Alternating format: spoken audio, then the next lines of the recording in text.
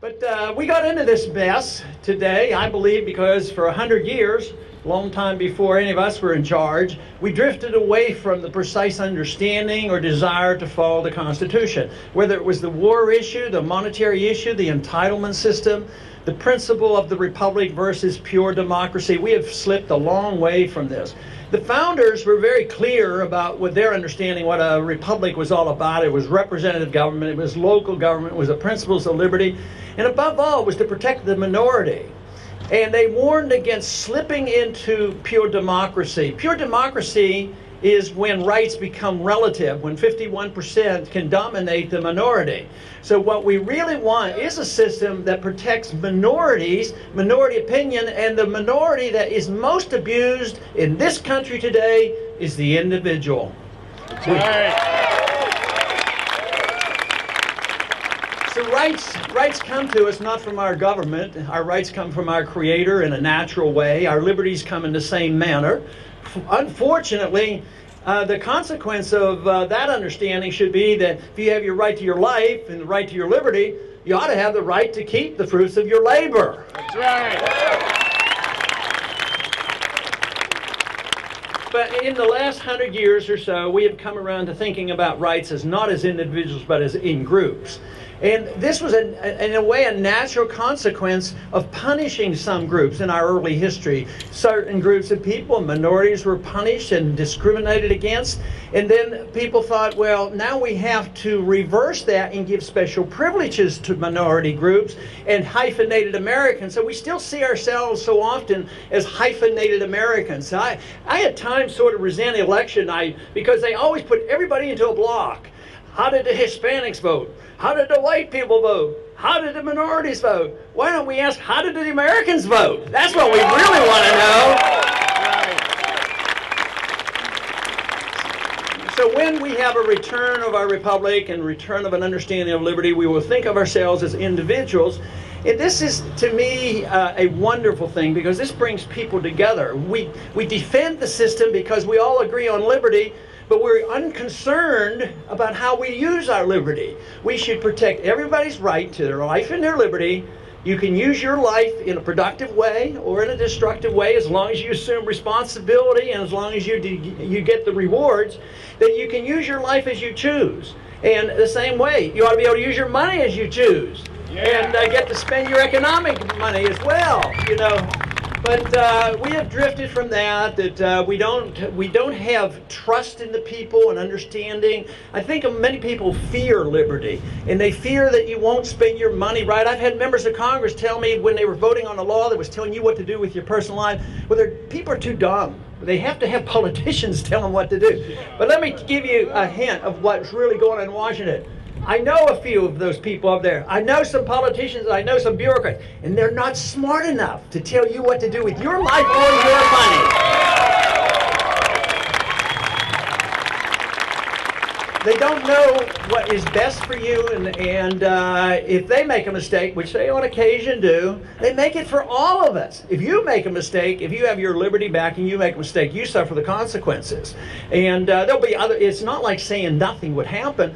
It would mean that the government can't come in if you've done harm to yourself and it was your responsibility. Yes, you can get help from family, friends, neighbors, churches, or whatever.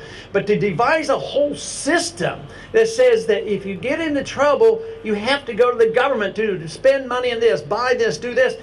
When people come to me and they say, I want the government to take care of this problem. I said, well, who's the government? Where's the government going to get their money? The only money the government has is the money they steal from people. And they do that in a seductive manner. They do it seductively because sometimes it's through direct taxation, and that's pretty obvious. If we had to pay our taxes on a monthly basis individually for all the government we get, this whole system would quit because everybody would know, hey, we're not getting our money's worth. So they don't do that. They get as much as they can, then they destroy the economy, and because of the weak economy, the revenues go down. So they have to have another source of revenue, and that's borrowing money, something Jefferson tried to prevent, but we borrowed to the hilt, young people like you're inheriting a debt of $16 trillion. That's a small amount to be concerned about.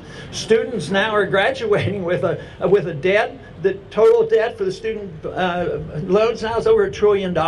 It's loaded down with debt. But even that's not enough to pay for big government. The appetite for this huge government to do things they shouldn't be doing. Where do they get the rest of the money?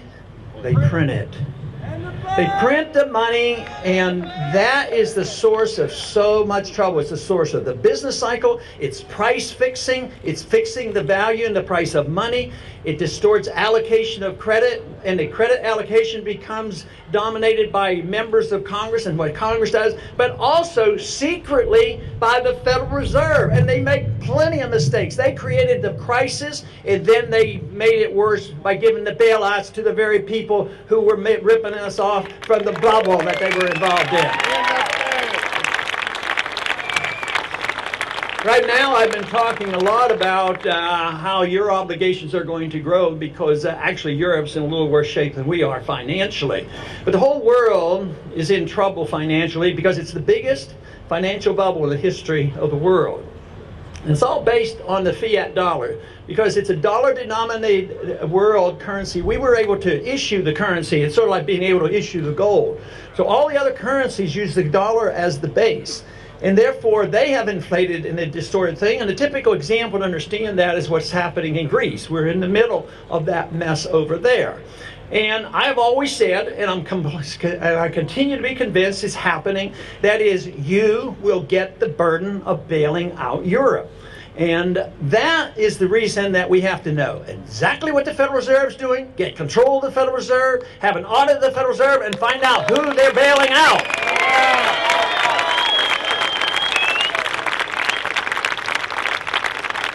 And the reason they will be bailed out is because the establishments have too much at stake. It's the Goldman Sachs and the banks of the world and the big corporations, the military-industrial complex. They all have a lot at stake. So they got a lot of bailouts in 07 and 08 and 09, but a lot of it occurred in the open, but a lot occurred secretly. The Federal Reserve was involved with $15 trillion of churning of new credit when the crisis hit. Over half of it went to foreign central banks and foreign governments. They deserve nothing. That money should have been left here. It shouldn't have been inflation because you're suffering from the consequence of the inflation. Now, they also secretly finance things through international organizations like the IMF and the World Bank. Two organizations that I'll tell you what, if you're interested in individual liberty, you don't need the United Nations or the IMF protecting your liberties because they don't do it. Today it was just announced that the IMF would spend another $38 billion bailing out Greece and the other banks. And we pay the most into the IMF, and it's to the extent of over $20 billion we have given to countries like Greece and Ireland and other countries like this. And there's a number, I think they paid per capita 17 times more per capita to the people of Greece than they did to all the per capita of the bailouts in this country. So the bailouts are going to the internationalists. It's not going to the people of this country. You're getting the burden. The middle class losing their jobs. The middle class are losing their houses. And this is the reason that we have to look into the monetary system, because it's through the Federal Reserve that the special interests get their protection.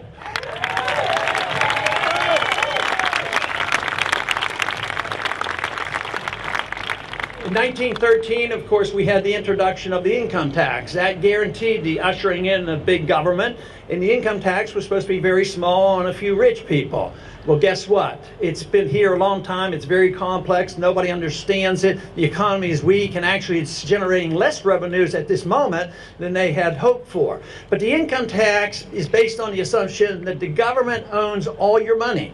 All your income is owned by the government, and they will permit you to keep a certain percentage according to their rules. So the founders didn't invent that. This is ushered in the 20th century when our country embarked on big government. So this invited and introduced the notion of the entitlement system. An entitlement system that is based on the principle that the dictatorship of the majority can undermine the rights of the minority. And this has helped significantly to bankrupt our country. So the entitlement welfare system blossomed in these last 100 years, but something else happened once we had this taxing program, borrowing, and also the inflation.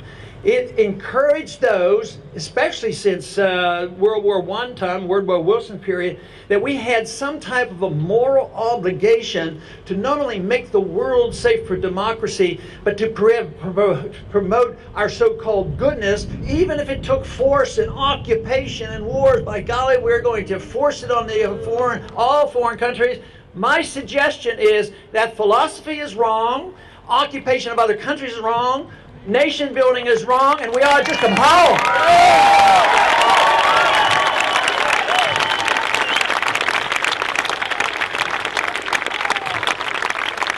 Most important thing when we're dealing with these expenditures overseas is to distinguish between the Defense Department and defending our country versus military spending. We spend more money than everybody else put together. We have more weapons than everybody else put together.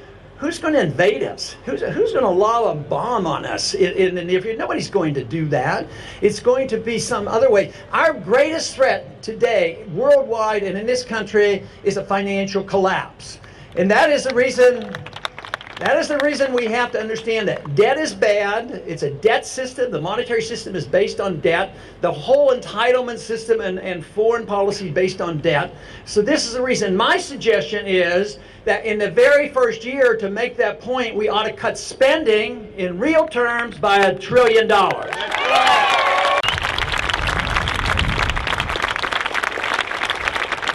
And this could be done. This could be done, of course, by changing our foreign policy. Why do we still have troops in Korea? Why do we have troops in Germany? That subsidizes their countries, not our country. Why are we in these endless wars? And the truth is, they're planning on more wars. And we can't even keep up with them. We don't know how many countries we're in, but I think we have about 900 bases in 138 countries around the world. And right now the plan is they're just itching. The other candidates say, when are we going to go get into Syria? Why don't we start dropping bombs on Syria? When are we going to hit Iran?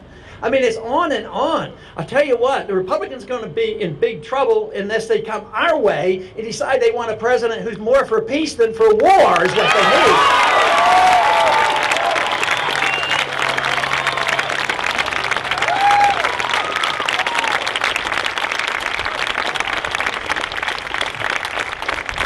Not only is it the correct moral position, not only is it the correct constitutional position, not only is it the correct economic position, it is the only position that we can have to bring peace to the world. This whole idea, and it makes political sense too. Yes, there's a lot of people in the Republican primary, they give me a lot of grief saying, well, you're not willing to bomb these countries, you're not willing to invade these countries, why aren't you more militaristic? Of course, I'm the only one that served any time in the military.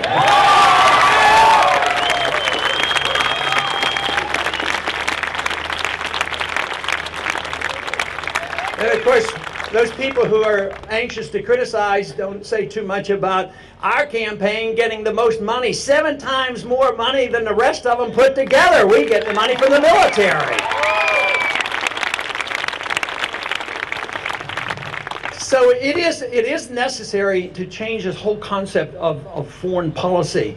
That we do need to spread our goodness, but we need to decide what is our goodness. Is our goodness our ability to invade countries and occupy countries and tell them how to live? Or should our goodness be found in defending civil liberties here, having a sound currency, having a prosperous economy, making friends and trade with people, and trying to reconcile the problems in the world? If that is the case, why don't we do that, set an example? Maybe somebody would want to follow us and emulate what we do.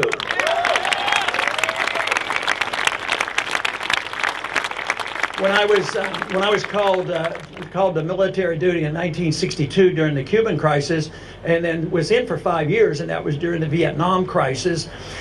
Vietnam turned out to be a tragedy. We lost 60,000 military personnel during that time, and we lost. We came home. And the statement was, we had to be there. We had to stay because we can't lose our war. The mission is to win and stop the spread of communism. Well, we lost, and guess what? Vietnam and China, they ended up becoming more westernized when we left them alone. And now we trade with Vietnam, we talk to them, we go back and forth, we invest over there. Just think what was achieved in peace that wasn't achieved of 20 years of the French and Americans trying to tell the Vietnamese what they ought to do with their country.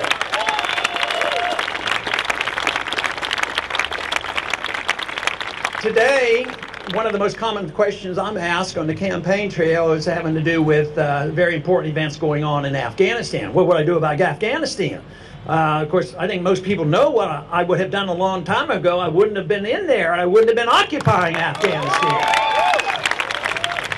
Their argument is, isn't that where Al-Qaeda came from? Don't we have to, I heard somebody state today, another candidate, and said, oh, well, we have to stay there until we can assure that the Al-Qaeda will never return to Afghanistan, because that's where Al-Qaeda came from. Al-Qaeda passed through Afghanistan, that is true, but it was also financed in Saudi Arabia. 15 out of 19 were Saudis. They also passed through Germany. They also passed through Spain, and they also passed through Florida and got their flying training in Florida. So this idea that we have to stay forever in Afghanistan in hopes that the Al-Qaeda doesn't come back. Well, Al-Qaeda, which is in a way a more militant group of people than the Taliban, well, during the occupation by the Soviets, we allied ourselves with those same very people. We were on the side of bin Laden when the Soviets were involved. So this whole idea that we have to stay there and reform them. Guess what motivates the Taliban? One thing. Get rid of foreign occupiers. I would say to reduce the threat, why don't we just take good advice and leave Afghanistan?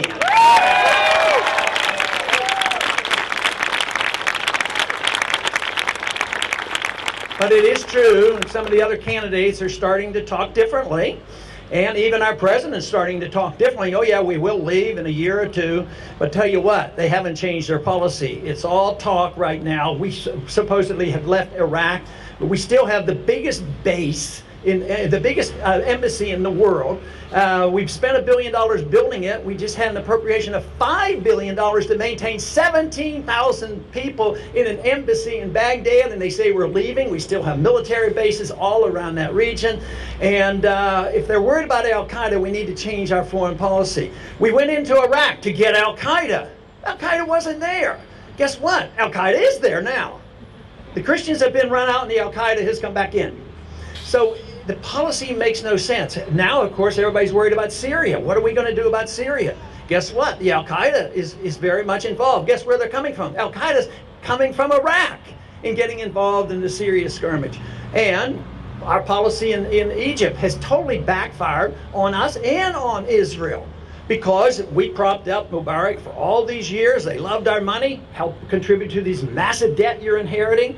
So the people finally rebel against their dictatorship.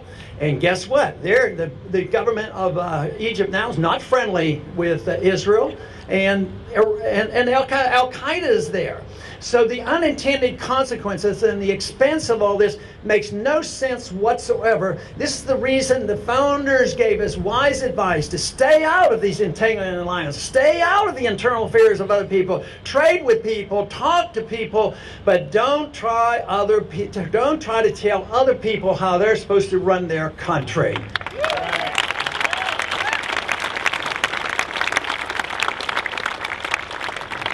Of course, that same principle should be applied to us domestically. Why should the government tell you what you should do with your personal life? And they want to do it all the time. They're fearful. They're fearful that somebody might use their personal prerogatives in a way that they won't endorse. And that is true. Some individuals may do some things that I wouldn't approve of and you might not approve of. But does that mean you have the authority to try to mold people? Or are we going to take that very risky adventure and allow people to make up their own minds on what they want to do with their own lives and their own money? Yeah.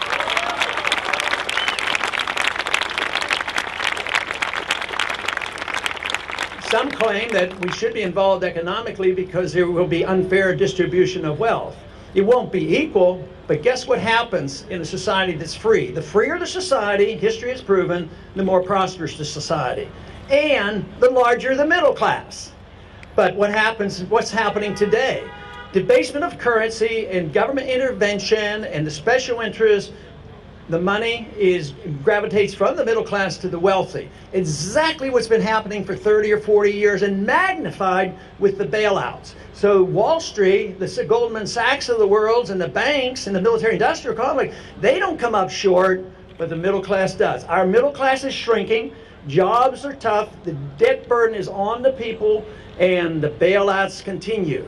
There's one deeply flawed assumption made by the opposition. They believe that debt is good and that if you're not spending your money, they want you to spend more money. But what if you're maxed out and what if you don't have a job? How can you spend more money? Oh, they have an answer. The government has to spend the money. But where are they going to get the money? They can't squeeze it out of the people anymore, well, they're going to print the money. The fallacy there is the government, it seems like, well, if they printed money and distributed it, wouldn't this help? But do they distribute the money to the people? Did they go and bail out the mortgage holders? No, they went and bailed out the banks.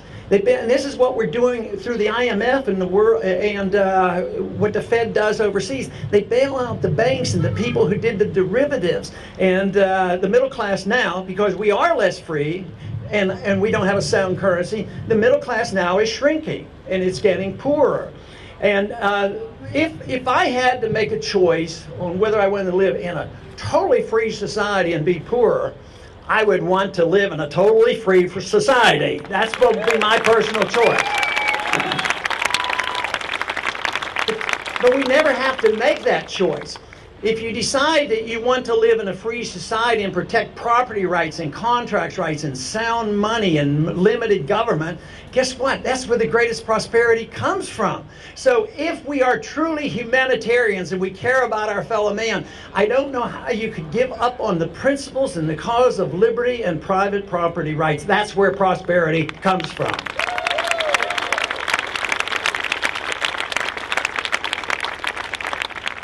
But of course today we're concerned about the materialism of society. And I think this happened a long time before most of us here were born. You know, in the early part of the last century, we concentrated more on the materialism of what is produced. And therefore we used the government to play favorites, redistribute wealth, help one group or another. And for decades they were able to get away with it because the production was so great and there was so much prosperity that they were able to get away with this mischief.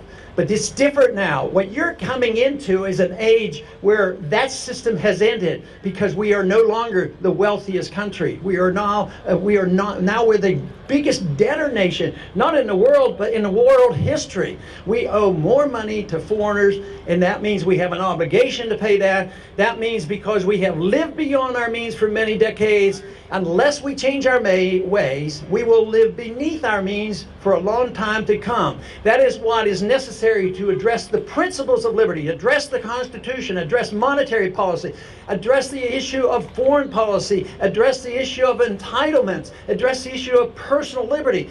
If we do that, the solution is not that difficult. And they say, well, if you do that, there's going to be some bad times. It would be really rough. When this make conditions worse? In a way, that's true. But guess who it would be worse for? It would be the people who've been ripping us off. They're the ones that would get a bad deal of it.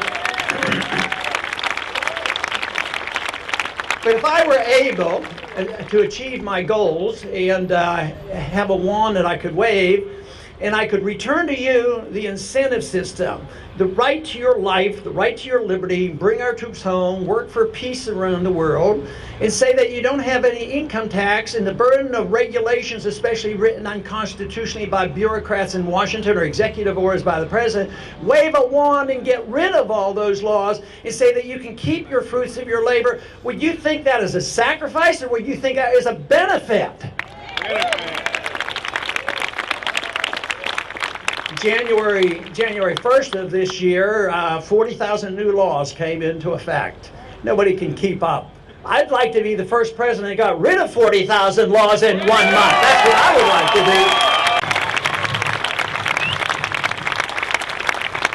do. And of course, I'm one president. I can guarantee you that I wouldn't go to war without a declaration. I would not go to war that way.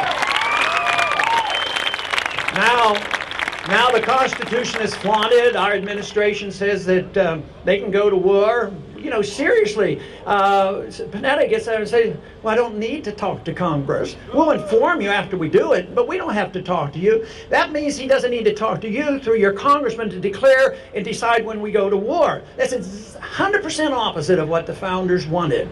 And he said, well, I'll get my authority. And the senator asked, where are you going to get this authority? Well, we'll get the authority from the United Nations or from NATO.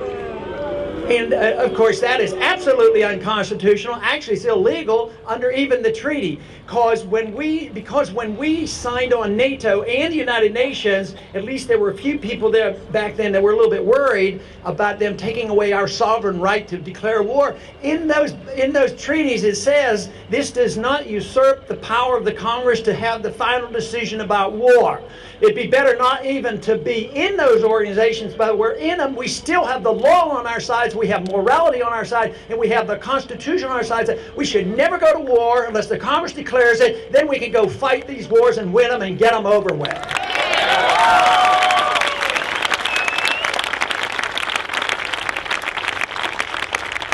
But one of the things that these constant war generates is our carelessness when we look at our liberties, because they say, well, this is special conditions. We're in war, so you have to give up some of your liberties. And they talked about after 9/11, they said, well, you have to give up your liberties to be safe.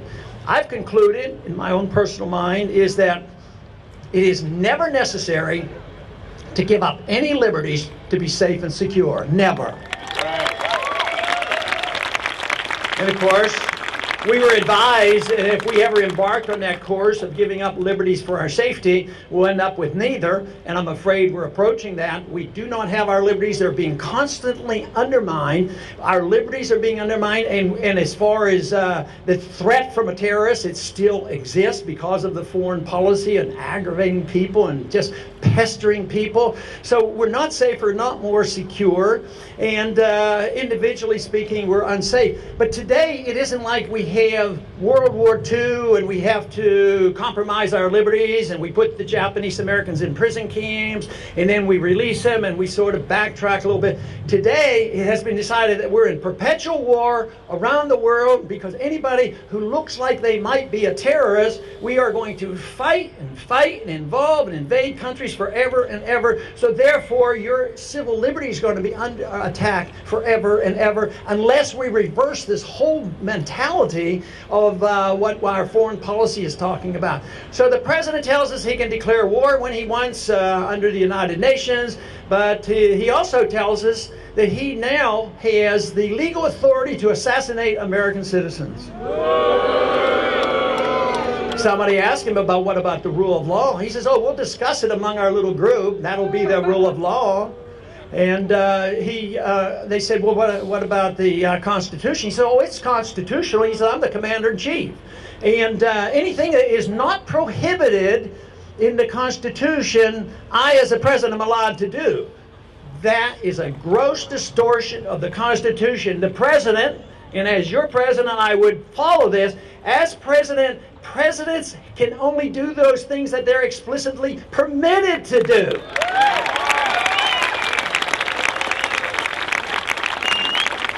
And of course, that applies to the Congress and the courts as well, and we have drifted so far from that. that those things that were not explicitly given to the federal government were to be maintained by the people and the states. And that is, unfortunately, there's not much left of that today because we have massive surveillance ever since 9/11. Quickly after 9/11, they passed a law they had been trying to pass for years. But within days, they passed the ill-founded and ill-named Patriot Act. I'm convinced that the Patriot Act would not have been passed if they'd have been more honest with us. If they would have called it to repeal the Fourth Amendment Act, maybe somebody would have voted against it.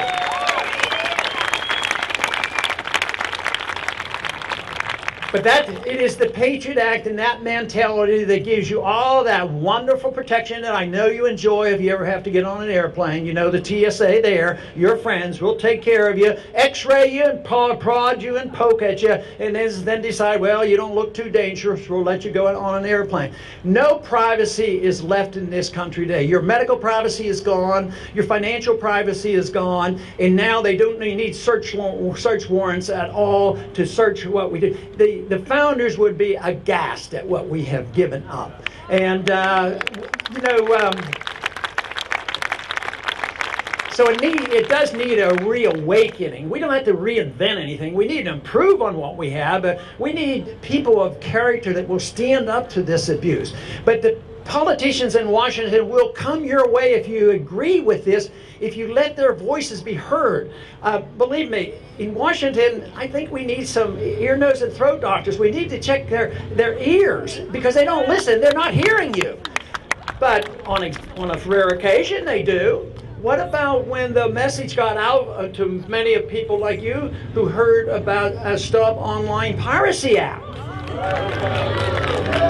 That message was heard. They withdrew the bills from the House and the Senate because they knew the American people that was one step too far.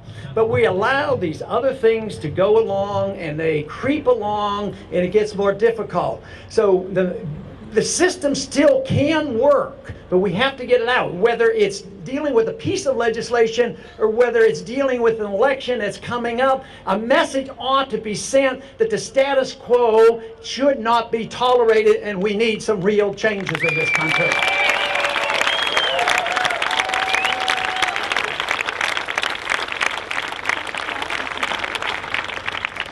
You know, the Congress hasn't helped us much at all. I mean, the president takes some of these prerogatives on his own, but the Congress could stop the wars. They could just defund the wars and they'd have to come home. They don't do it. But what about the bill that they passed last December and sent it to the president? He signed it on January 1st as well, and that's the National Defense Authorization Act.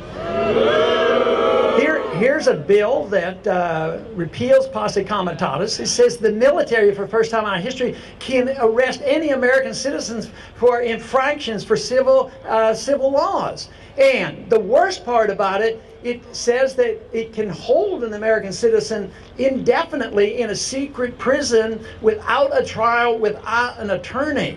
That is not part of the America that I have come to understand. I don't believe we'll survive unless we deal with this whole concept of assassinations and Patriot Act and arresting people by a U.S. military and no trials, repeal of habeas corpus, essentially that. We are known now more for a country that promotes assassinations and invasions and occupation. But what about this whole principle that's been around for about 10 years now? And it's shared, unfortunately. They talk about more bipartisanship, but I see the bipartisanship doing the wrong things too often. I mean, it's been bipartisan support of the Federal Reserve that is our problem. But on foreign policy, you get a lot of bipartisan support. And there's bipartisan support for this concept of preemptive war. That's a fancy term for starting the war. That's a fancy term for aggression. We're to defend our country, But to start the wars because somebody might get a weapon someday, it makes no sense whatsoever. You know, statistically, I'll bet you could find, and I've seen stories about this, the large majority, if not almost everybody in Iran, does not want to have a war. You know, they don't want to be attacked and they don't want to be bombed. I'll bet you their leaders don't even want to. But there's tough political talk. Then there's tough political talk on our side why we have to go over there. But do the people want the war? No, the people don't want the war. It's the governments that want the wars. And this is the reason that we have to speak out.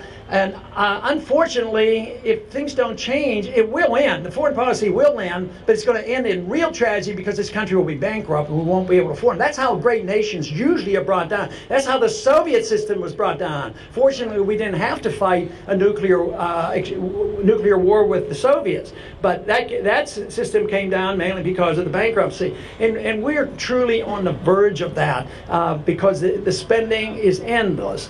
But the attack on our liberties are endless too. You take another war that's been going on since the early 1970s. We spent between $3 and $4 trillion on an ill-advised war. One that it permits our government to invade thousands and thousands of our homes looking for people who might be using illegal substances.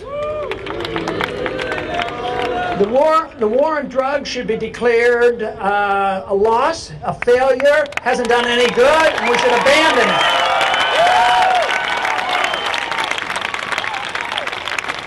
I don't know why those on the more liberal side and more conservative side shouldn't come together on this issue, because conservatives a lot of time talk about states' rights, and that's supposed to be a bad term now, politically incorrect to say states' rights, but that's what the Constitution says.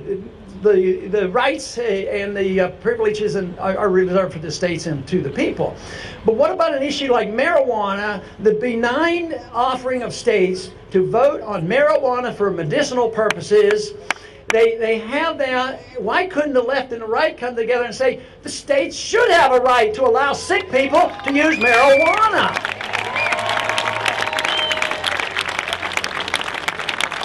You know, I personally abhor the use of so many of the drugs but I see it as a physician and somebody involved in politics as more of a sickness than a crime. Why should an individual who has been caught 3 times using drugs, never committed a violent act, be put in prison for life? It makes no sense. It makes no sense. I think we'll win that argument because common sense eventually sinks in, even if it takes 30 or 40 or 50 years. Slow learners over there in Washington, I guess. So the drug addiction, it should be treated more as addiction. Every time we come across an alcoholic, if he hasn't committed a violent act, we treat him as somebody that needs some help.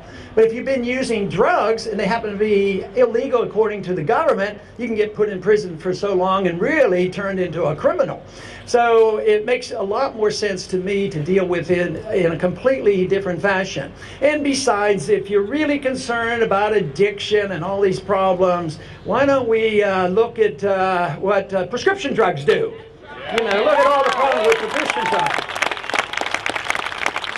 You know, though there was this time in history where rights were designated and people were excluded because of certain groups, and fortunately we've drifted away from there, there's still, in the area of the drug prosecution, I think it's still very biased. If you happen to be poor, and you happen to be a minority, and you happen to have used drugs, and you can't afford a rich attorney, what are the odds of you going to prison versus the fact if you're a rich white person, how often will you go to prison for life for the use of drugs? I think there's too much bias in the judicial system today.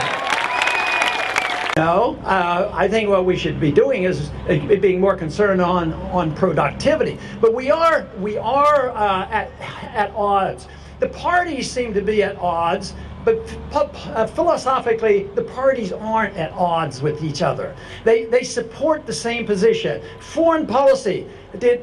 George Bush ran on no nation building and no policeman of the world. And look at what happened. Obama was the peace candidate, verified by the fact that he won the Nobel Peace Prize, you know.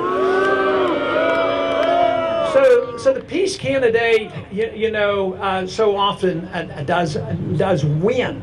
But we need to make the decision, though, on whether or not this will continue. And I think the decisions are very, very obvious. But when it comes to this whole issue of liberty bringing us to be together, whether it's a foreign policy or monetary policy, we did, I think, a pretty good job on getting this issue. For the first time in the history of the Federal Reserve, we got Republicans and Democrats, liberals and conservatives to understand the need to check in and find out what the Federal Reserve has been doing on a thorough audit.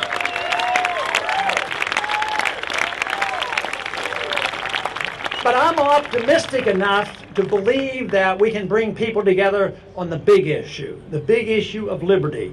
Why individuals who call themselves liberals, and why the issue of liberty as understood by conservatives, why we shouldn't come together. Whether it's audit the Fed, hopefully we can persuade more about the wars, the fact that the other candidates are now saying, hey, you know, maybe it is a good idea we come home from Afghanistan. So there is a shift. We should be able to come together. We should be able to come together with deficits. I can't imagine those who like big government at home should endorse deficit when it leads to this crisis. But we should be able to come together not because of our lifestyles, not because of how we would use our liberty, not because how we would spend our money, but because we want our freedom. People should come together because we want to be free individuals.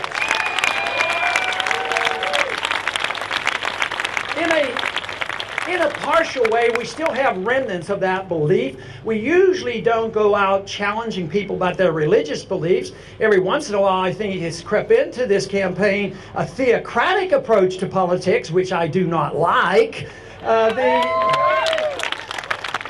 But we should be able to bring people together because we want you to make your choices on how you spend your money. But how you spend your money should be equivalent to how you spend your life, what your social values are. You know, this whole idea and the amount of time we've been spending, you know, the world's coming apart. The debt is exploding. The wars are going on. The financial crisis on our doorstep.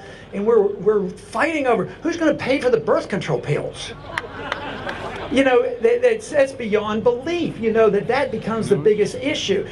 Liberty has to become the issue. And a lot of people are frightened. They're fearful of liberty because individuals might practice a lifestyle they don't like and they will resent it. Well, that is one requirement in a free society. You have to become a little more tolerant than some people are. You need to tolerate other people. But if you're still not convinced, toleration doesn't mean endorsement. I tolerate to the best of my ability. I have personal feelings about what people should do. I have a right to take care of my own life and maybe advise my children and raise my children, but we don't have a right to try to tell other people. So you do become tolerant. But other people, if they're doing things you don't like, they don't have a right to force it on you. And that's what government's about. Government is power. And they want to force economic issues on us and economic redistribution, and they want to force lifestyles on us. They want to force the definition of marriage on us. They're always wanting to tell us what to do. There's a lot of busybody in Washington who like running a nanny state. I want to repeal the nanny state.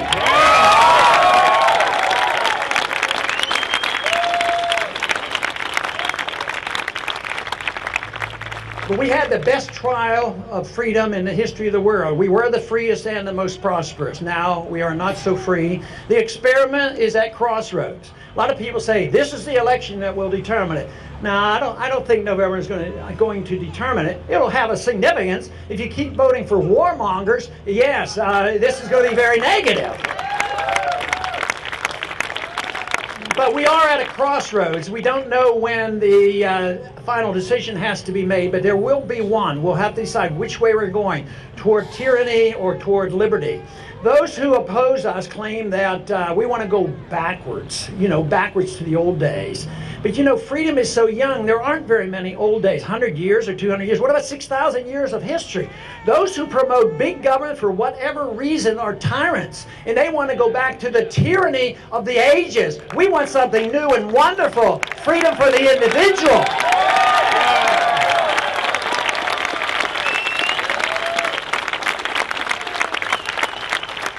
So we don't don't want to give up on what we've had. It doesn't mean that we go back and are fixated 100 years ago, but we can pick up the pieces.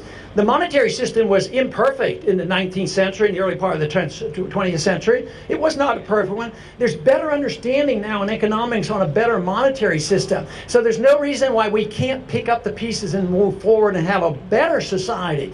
The Soviet system was up against many more odds. The Russians did not have the full understanding that we in our country have. We have a good history. We know something about our Constitution. We know about limited government, individual liberty, sound economic policy, and property rights and contract rights. We know something about that. So it isn't like we have to invent it out anew.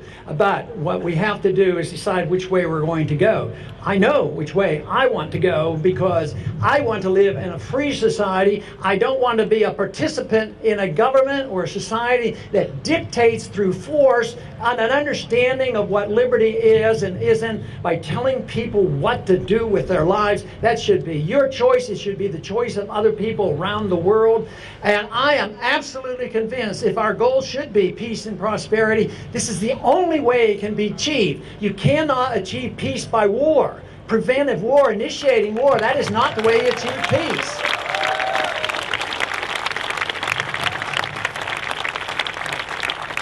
Now the problems seem at times overwhelming, and some people say, well, how are we ever going to get 51% of the people to endorse that? Actually, you don't have to. You just need a group like this that is energetic, understanding, studies the issues, and understand the issues. We need an energized minority, an irate, tireless minority who's willing to start these brush fires of liberty in the minds of men. That's what we need.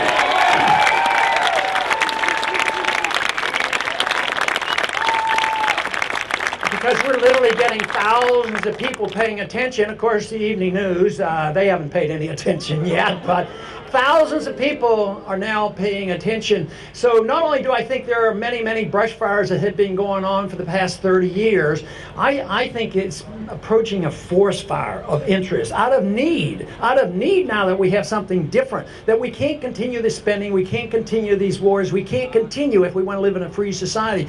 So I see magnificent things happening. I see it on the campuses. I go to so many campuses, and if it's truly a philosophic revolution, it has to come from the campuses. It has to be the young people, because the young people, when they become middle-aged and older, unless they belong to a remnant who remembers true liberty, they will fall the trap into becoming the part of the status quo. So all great revolutions and change of ideas come from young people, energetic, willing to stand up and fight for a cause.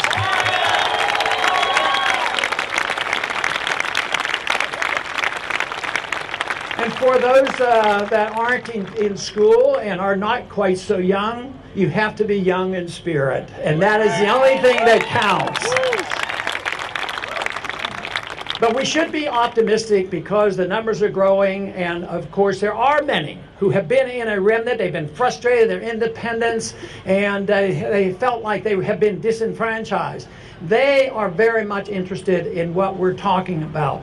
So when it looks at some of the statistics and some of the votes, it's easy to become discouraged and say, oh, you know, the cause of liberty didn't do so well last night. But I'll tell you what, if you put the cause of liberty out on the table and let everybody vote where there's less control of the voting, let all the people vote, the independents vote, let the Democrats vote, guess what? We do quite well, and many times we beat the rest of the candidates, and we can come out on top of Obama as well.